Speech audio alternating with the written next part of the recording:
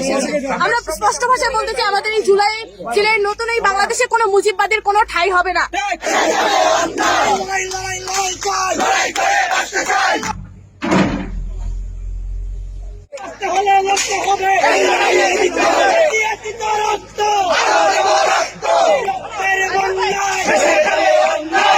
স্বৈরাচারীদের প্রধানমন্ত্রী শেখ হাসিনা আছেন, উনি মানে ভারতের থেকে উনি ছাত্র সমাজের মাধ্যমে মেসেজ পৌঁছতেছেন যে মানে কিভাবে ওনারা মানে আবারও ফিরে আসতে পারেন।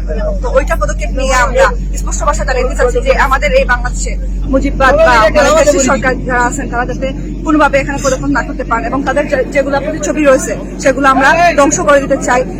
আনাচে কানাচে যেখানেই আছে সেগুলো আমরা আজকের দেখতে পাচ্ছি আমরা মানে নিয়ে এসে ছাত্র সমাজ যারা আছে সবাই মিলে এটা ভেঙে দিতেছে। এটা কিন্তু আন্দোলনের পর থেকেও রয়ে গেছিল, ভাঙা হয় না। তো ঠিক সেইভাবে জন্মদিন ৩২ এরকম ভাঙা হয়েছে। তো আজকের মানে আমাদের এটাই যে মুজিববাদের আস্তানা আমাদের এই দেশের মাটিতে আমরা রাখতে চাই না।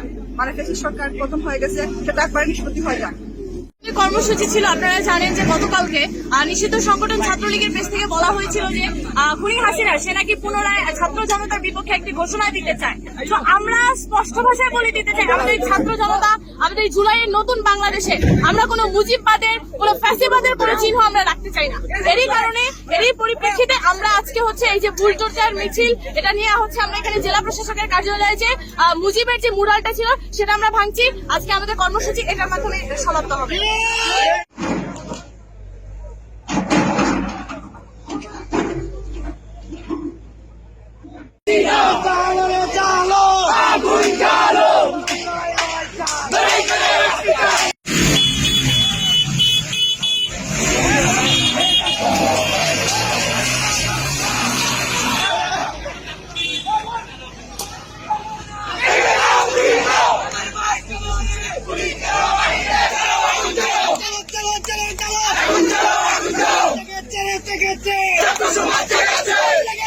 লেগেছে